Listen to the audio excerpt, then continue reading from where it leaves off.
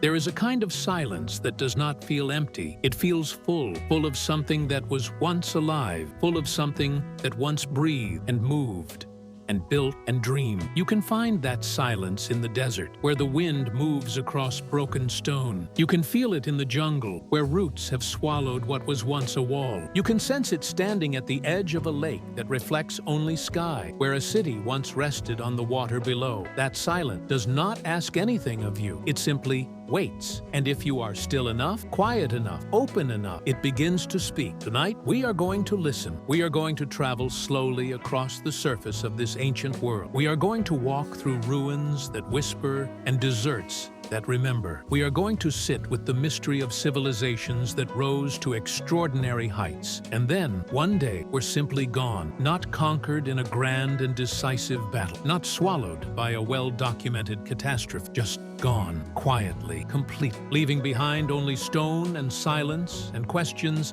that no scholar has yet been able to fully answer. This is not a story of fear. This is a story of wonder, because what these vanished peoples left behind, whether ruins or symbols or nothing at all, tells us something profound about what it means to be human, to build, to reach, to disappear. Let us begin somewhere ancient, somewhere warm and golden with old light. Imagine standing at the edge of the Indus River Valley in what is now Pakistan and northwestern India. It is early morning. The air is cool and carries the faint scent of the river, something mineral and clean. The light comes slowly, washing the landscape in shades of amber and rose. And there, rising from the plain before you, are the ghost outlines of what was once one of the most sophisticated cities on Earth, Mohenjo-Daro. The name itself carries a kind of heaviness. It means, in the local tongue, something close to Mound of the Dead. But what lived here was anything but dead. What lived here was luminous.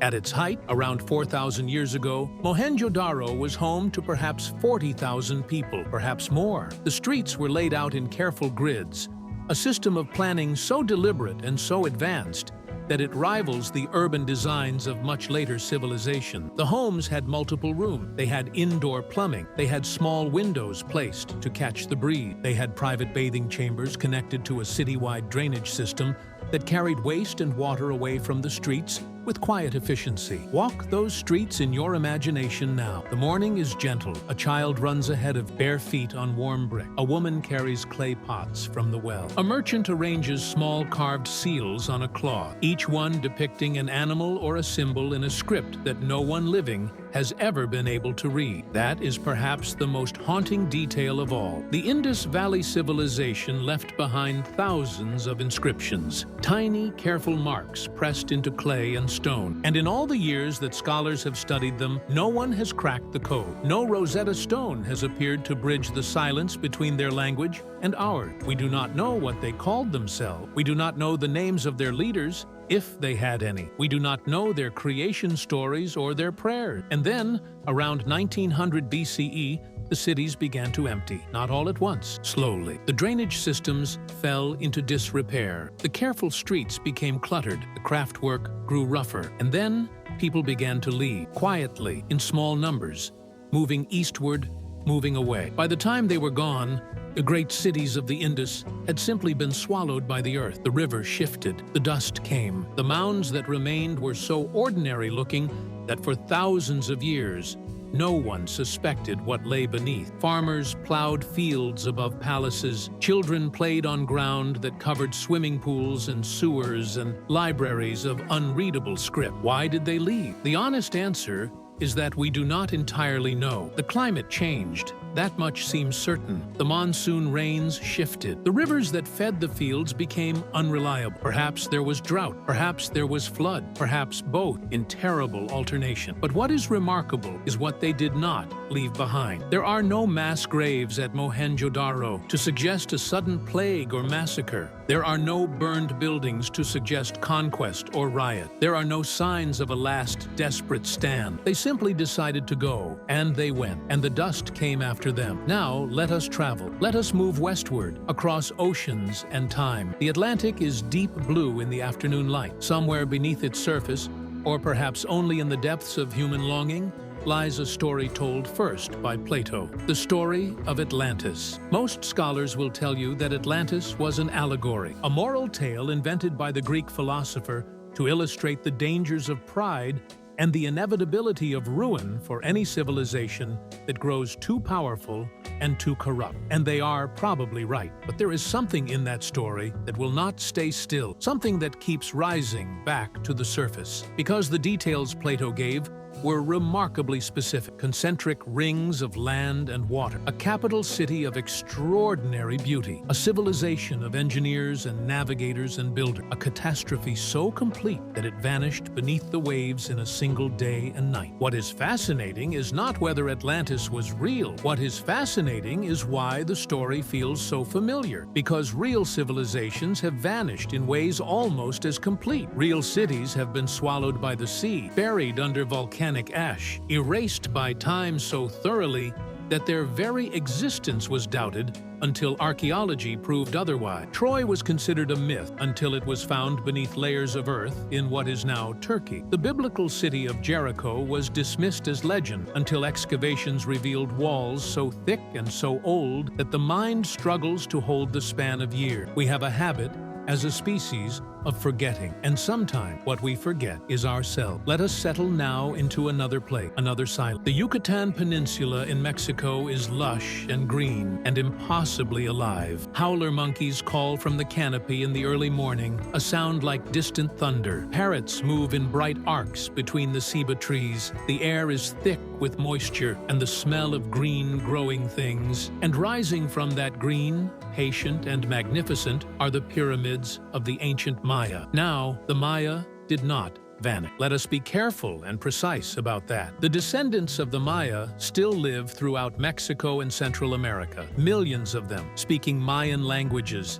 carrying ancient traditions forward into the modern world. But their great cities did vanish. The extraordinary urban centers of the classic Maya period, places like Tikal, Palenque, Caracol, and Copan, were largely abandoned between the 9th and 10th centuries CE, not gradually over century, with shocking speed. Within a few generations, cities that had held tens of thousands of people fell silent. The plazas emptied, the temples stopped receiving offerings. The great stone stelae, carved with the faces and histories of kings, were no longer erected. What happened? Archaeologists speak now of a perfect storm, a convergence of pressures so severe that even one of the most sophisticated civilizations the Americas ever produced could not withstand. Prolonged drought is the most widely cited fact. Tree ring data and lake sediment cores paint a picture of devastating dry periods in the 9th century, stretching across decades. Agriculture failed, water stored in reservoirs dwindled, and the Maya had, in a sense, made themselves vulnerable to exactly this kind of crisis. They had cleared vast tracts of jungle to plant fields and build cities. They had quarried limestone and burned it to make plaster for their buildings and roads. In doing so, they had altered the very landscape that sustained them. The rains that once came reliably began to skip season. The soil, stripped of its forest covering, baked hard and cracked. At the same time, there is evidence of increased warfare. City-states that had once maintained delicate diplomatic alliances began fighting one another. Trade routes were disrupted. The elaborate political systems that held the classic Maya world together began to fracture. And so, the people moved. They moved northward to the Yucatan coast, where the sea breezes brought some relief. They moved into smaller communities, away from the great city. They adapted, they survived. But their extraordinary classical civilization, the one that had produced a complete writing system, precise astronomical calendars, and architectural wonders that still make modern engineers pause in admiration, quietly clothed. Stand in Tikal today and feel it. The pyramids rise above the jungle canopy, their pale stone luminous in the afternoon light. From the top of Temple 1, you can look out across an unbroken sea of green. The howler monkeys call, the toucans move through the upper branches, and down there, somewhere beneath that green canopy, are the outlines of a city that once held perhaps 100,000 souls. Their roads are still there if you know where to look. Their reservoirs still hold rainwater after a storm. Their stones still carry the carved faces of kings who once believed their dynasties would last forever. Forever is a long time, but sometimes 1,000 years feels close enough. Let us move again, this time northward, into the American Southwest. The Colorado Plateau in late afternoon is one of the most beautiful places on Earth. The light here has a quality that painters have tried to capture for centuries and never quite succeeded. It comes in low and golden, picking out the red of the canyon walls and making the sandstone glow from within. Shadows gather in the arroyos, cool and purple. The air smells of juniper and dust and something older than either. Here, 1,000 years ago, a people we call the Ancestral Puebloans were building something extraordinary. They are sometimes still called the Anasazi, though the descendants of these people, the modern Pueblo peoples of New Mexico and Arizona, often prefer the term Ancestral Puebloan. Whatever we call them, what they built was remarkable. In the canyon walls of places like Mesa Verde and Cañón de Chelly, they constructed apartment complexes of stone and mortar, multi-story dwellings tucked into the natural alcoves of the cliffs. Cliff Palace at Mesa Verde contains over 150 rooms and more than 20 ceremonial chambers, all built into the face of a canyon wall several hundred feet above the canyon floor. Think about what it means to live there. Every morning, you climb down hand-carved footholds in the rock face to reach the fields below. Every evening, you climb back up with water and food and children in your arms. The wind moves through the canyon. The swallows nest in the walls alongside you. The stars at night are extraordinary, undimmed by any other light, turning slowly above the canyon rim. The Ancestral Puebloans built roads, not rough paths, but engineered roads, some of them remarkably straight, some of them lined with stone. At Chaco Canyon in New Mexico, a great network of roads converged on a central complex of buildings so large and so carefully oriented to astronomical events that archaeologists still debate its full purpose. Was Chaco Canyon a city, a ceremonial center, a trading hub, a pilgrimage destination? Perhaps all of these things at once. At its height in the 11th and early 12th centuries, Chaco was the heart of a cultural network that stretched across a vast region. Turquoise came here from distant mines. Macaws came here from Mexico. Pottery came from communities hundreds of miles away. And then, around 1150 CE, the great buildings at Chaco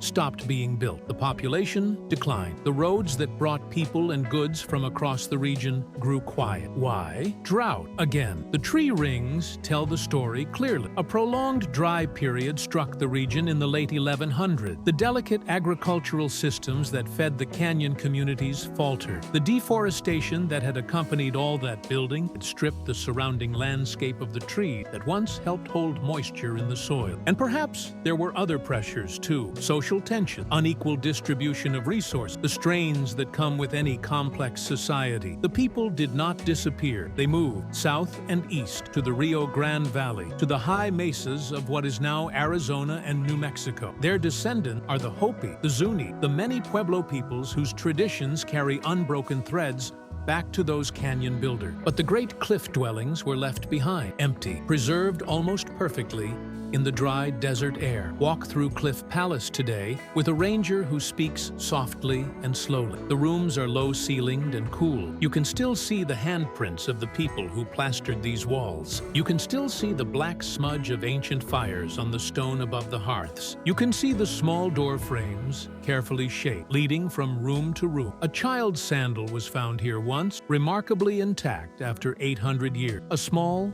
woven thing, perfectly sized for small feet. Whoever left it behind did not know it would still be here. They did not know we would find it. They were just going somewhere else. They left in a hurry, or perhaps with great deliberateness. And the desert kept their sandal for them all these years. Let us move now across an ocean. Let us go to a place that is, in some ways, the most mysterious of all, Easter Island. Its proper name is Rapa Nui, and the people who live there today are called the Rapa Nui. It sits in the South Pacific, one of the most remote inhabited islands on Earth. The nearest continental landmass is South America, roughly 2,300 miles to the east. The nearest populated island is Pitcairn, about 1,300 miles to the west. In every direction, from the cliffs of Rapa Nui, there is only ocean. The first Polynesian settlers arrived here perhaps around 1000 CE, possibly earlier. They came in ocean-going canoes navigating by stars and currents, crossing open water with a skill and confidence that remains astonishing. And here, on this small volcanic island, they built something that has puzzled the world ever since. The Moai. Those are the great stone statues that stand along the coast, their enormous heads tilted slightly upward, their expressions grave and patient and watching. There are roughly 900 of them. Some still stand on their original stone platforms called ahu. Many have fallen, face down in the grass. Many more were never finished, still lying in the quarry at the volcanic crater of Rano-Raraku, frozen in the moment of their making. The largest finished Moai stands nearly 10 meters tall and weighs around 75 tons. The largest in the quarry,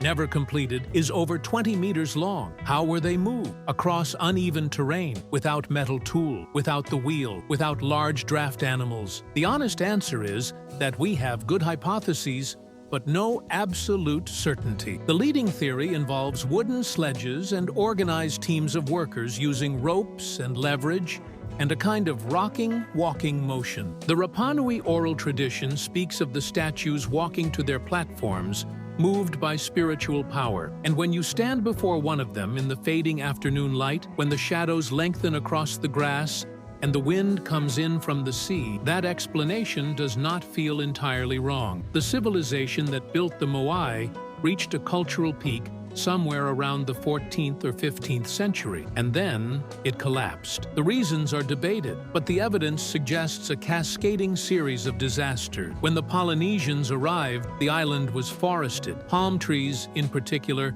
covered much of the land. Over the centuries, as the population grew, those trees were cut for agriculture, for fuel, for the tools and ropes needed to move the great statues. By the time the forests were gone, the island's ecology had shifted irreversibly. Without tree roots to hold it, the topsoil eroded. Without the canoes that could only be built from large trees, the islanders could no longer fish far offshore. The food supply contracted, and the population, which may have reached 15,000 or more at its height, began to decline sharply. When European explorers arrived in the 18th century, they found an island of perhaps a few thousand people, living in a much reduced state, with an oral memory of a far greater past. The Moai stood silent, witness to it all. There is one place on Rapa Nui where the unfinished statues still lie in the quarry, some still partially attached to the rock from which they were being carved. Imagine the day the carvers put down their stone tools and walked away. Were they called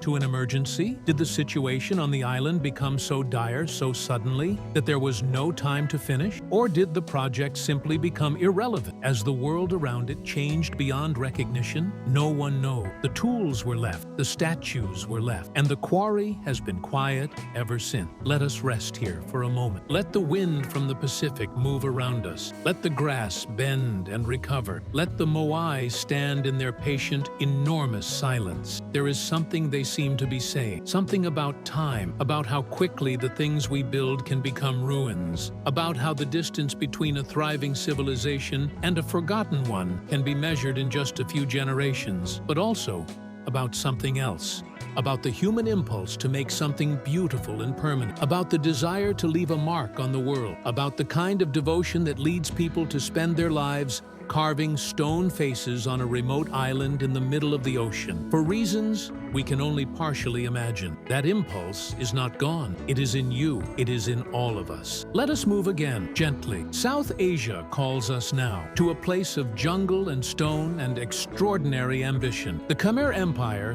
which dominated much of mainland Southeast Asia for several centuries, built a city that was, at its height in the 12th and 13th centuries, almost certainly the largest pre-industrial urban settlement on Earth. Angkor, in what is now Cambodia, covered an area of nearly 1,000 square kilometers. Its hydraulic network, a vast system of canals, reservoirs, and moats, designed to capture and distribute the monsoon rains, was an engineering achievement of the first order. At the center of this vast urban landscape stood Angkor Wat. It is still there. It has never been truly lost. But the civilization that built it did disappear, quietly and with great completeness, in the 15th century. Approach Angkor Wat in the early morning, before the crowds arrive. The light is still soft. The causeway stretches before you, long and straight, lined with stone figures. The reflection of the central towers in the long pool is perfect, a mirror image in still water, so beautiful it seems almost deliberate. The towers themselves rise in graduated tiers, representing the sacred mountain at the center of the Hindu cosmos. They are covered in carvings of gods and demons and apsara, the celestial dancers whose graceful stone forms crowd every wall. Walk inside. The galleries are cool and dim. Your footsteps echo on the stone floors. The carved reliefs stretch for hundreds of meters, telling stories of cosmic battles and royal ceremonies and scenes of daily life. The Khmer were devoted astronomers. The alignment of Angkor Wat with the rising sun at the spring equinox was not accidental. The proportions of the temple encode astronomical measurement. The entire complex is, in part, a map of the heavens pressed into stone. And then, slowly, across the 14th and 15th centuries, Angkor began to empty. The hydraulic network, which had been the secret of the city's extraordinary productivity, began to fail. Silt built up in the canal. The elaborate system of water management that required constant maintenance and a large organized workforce became harder and harder to sustain. At the same time, a new threat rose from the sea. Maritime trade was shifting. Coastal cities to the south and east, connected to the growing trade networks of the Indian Ocean, were growing powerful. The inland empire of the Khmer, which had always depended on rice agriculture and river trade, found itself outmaneuvered by a changing economic world. There were invasions from neighboring kingdoms. There were pressures from within. And gradually, the capital was moved southward to the site of what is now Phnom Penh. The city of Angkor was not abandoned all at once. Some people remained. The temples continued to be used, at least partially, but the vast urban infrastructure, the roads and canals and housing for hundreds of thousands of people, slowly fell quiet. The jungle moved in. The roots of the fig trees found their way into the stones of the galleries and courtyard. The moss came, the orchids came, the monkeys came. For several centuries, Angkor existed in a kind of liminal state, known to local people, visited by Buddhist monks who continued to use some of the temple, but unknown to the wider world, which had forgotten that such a city had ever existed. When European explorers began writing about Angkor in the 19th century, some of them refused to believe that the Khmer could have built such structure. They searched for explanations that did not involve the people who actually lived there. This tells us as much about the limitations of the explorers as it does about the ruin. The Khmer built Angkor. Their descendants are the Cambodian people. And yet the empire itself, the extraordinary system of power and knowledge and aesthetic achievement that produced these temples, is gone in a way that feels absolute. The apsaras still dance on the wall, but no one is watching them the way the Khmer once watched them. Let us travel once more, to Africa this time, to a place that is both ruined and alive with memory. Great Zimbabwe sits on the savanna of southern Africa, in the country that takes its name from these ruins. Zimbabwe means, in the Shona language, Great House of Stone, or perhaps House of the Chief of Stone. Both translations fit. The ruins at Great Zimbabwe cover nearly 722 hectares. The Great Enclosure, the largest ancient structure in sub-Saharan Africa south of the Sahara, is built from hundreds of thousands of granite blocks fitted together without mortar. The stones shaped and stacked with such skill that the walls have stood for centuries. At some points, the walls rise 11 meters high and are 5 meters thick at the base. And like the Khmer engineers and the Indus Valley planners, the builders of Great Zimbabwe were masters of their environment. They understood how water moved across the landscape. They knew how to use the natural grain of the local stone. They created a settlement that was, at its height in the 14th and 15th centuries, a center of trade connecting the gold fields of the interior to the coastal trading ports of the Indian Ocean. Gold and ivory flowed through Great Zimbabwe to the coast. In exchange came glass beads from the Middle East, porcelain from China, coins from Arabia. The rulers of Great Zimbabwe were wealthy and powerful in a network that stretched across the known world. And then, sometime in the mid-15th century, the city was abandoned. The most likely explanation involves, once again, a combination of environmental and political pressures. The land around the city was overgrazed. The soil was depleted. A drought may have reduced the agricultural productivity that fed the urban population. And at the same time, The centers of the gold trade were shifting. New powers were rising to the north, and the political economy that had sustained Great Zimbabwe was reorganizing itself around different nodes. The people moved. They took their knowledge with them. They built new stone enclosures in new places. The tradition of stone building continued, but Great Zimbabwe itself grew quiet. When European colonists arrived in the 19th century, they encountered these ruins and refused to accept that African builders had made them. They invented theories involving Phoenicians, ancient Israelites, Arabs, anyone except the people whose ancestors had actually laid these stones. This was not archaeology. This was racism masquerading as inquiry, and it took generations to correct the record. The builders of Great Zimbabwe were the ancestors of the Shona people. The evidence for this is overwhelming and unambiguous, but the effort to erase this truth and the subsequent effort to restore it is itself part of the story of what happens to vanished civilization. They do not only disappear from the landscape, sometimes people try to erase them from history. And sometimes, the descendants of those builders have to fight to reclaim their own path. Stand in the great enclosure at sunset. The granite walls glow pink and warm. The baobab trees in the distance are silhouettes against an orange sky. A lone bird calls from somewhere inside the enclosure, its voice clear and unhurried. The grass is long and soft. The air smells of Africa, of red earth and dry grass, and something ancient and persistent. This place was not abandoned in despair. It was left behind in the way that people leave behind a home when a better opportunity calls them elsewhere. The stones were not torn down. They were simply left to the grass and the birds and the long afternoons.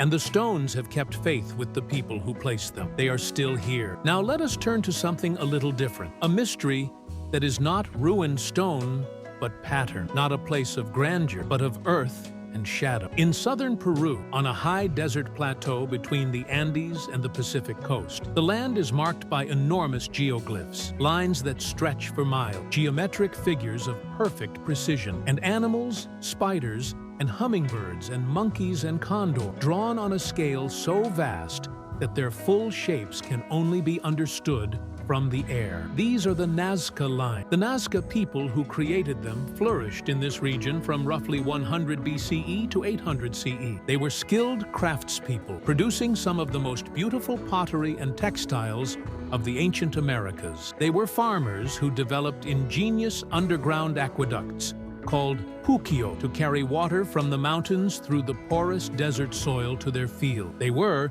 in other words, a practical and inventive people. And yet they spent generations creating enormous drawings on the desert floor that could only be fully appreciated from a vantage point no human could naturally occupy. Why? The theories are numerous.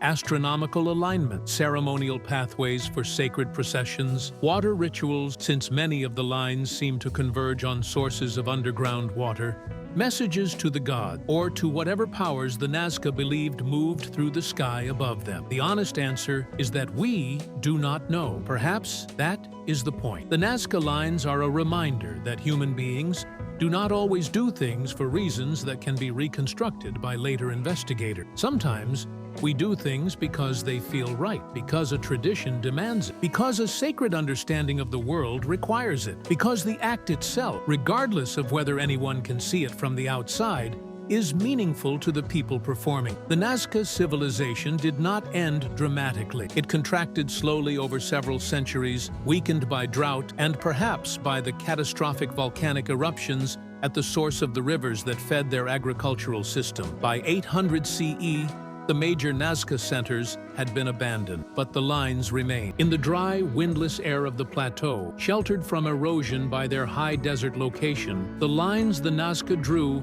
have persisted for nearly 2,000 years. They are among the most durable marks any human civilization has ever made on the earth. And yet the civilization that made them is gone. Gone so thoroughly that its very language is unknown. Gone so completely that we can only infer the most basic outlines of its beliefs and practices. All that remains are the lines, patient and enormous in the desert, still pointing at whatever it was they were pointing at. Let us take one more journey, one more slow walk through a place that remembered itself. The Bronze Age civilizations of the Eastern Mediterranean, the Mycenaeans, The Minoans, the Hittites, the trading cities of the Levantine coast formed a sophisticated network of interconnected cultures in the centuries around 1200 BCE. They traded with one another. They wrote letters to one another. Their kings addressed each other as brothers. Their merchants carried copper from Cyprus and tin from Afghanistan to make the bronze that gave the age its name. And then, in a period that archaeologists call the Late Bronze Age collapse, this entire network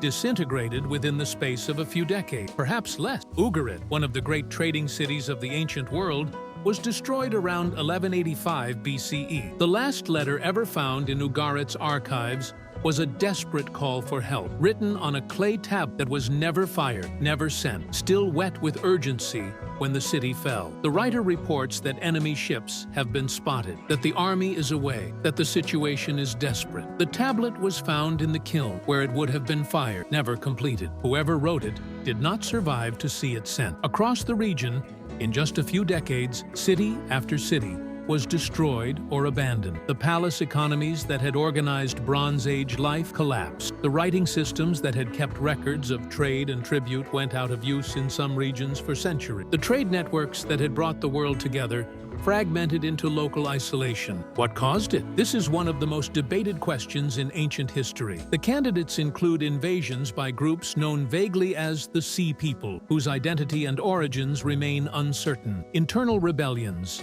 earthquakes, drought, a systems collapse in which the failure of one part of a complex, highly interconnected network triggered failures throughout. The most compelling explanation may be the last one. The late Bronze Age world was deeply interdependent. Civilizations that relied on copper from Cyprus and tin from distant Central Asia to make their tools and weapons were vulnerable to any disruption in the supply chain. When multiple pressures hit simultaneously, the whole system buckled. And what fell was not a single civilization, but a world, an entire mode of being, of trading and governing and communicating and building. It fell so completely that later peoples, living in the reduced world that came after, had only myths and half-memories of what had come before. Homer's Iliad, which describes the world of the Bronze Age, was composed centuries after that world had ended, by people trying to remember something they had only heard about in fragmented tradition. The palace at Mycenae still stands, or its ruins do, on a hill in the Greek Peloponnese. The Lion Gate, the carved threshold through which Bronze Age kings passed,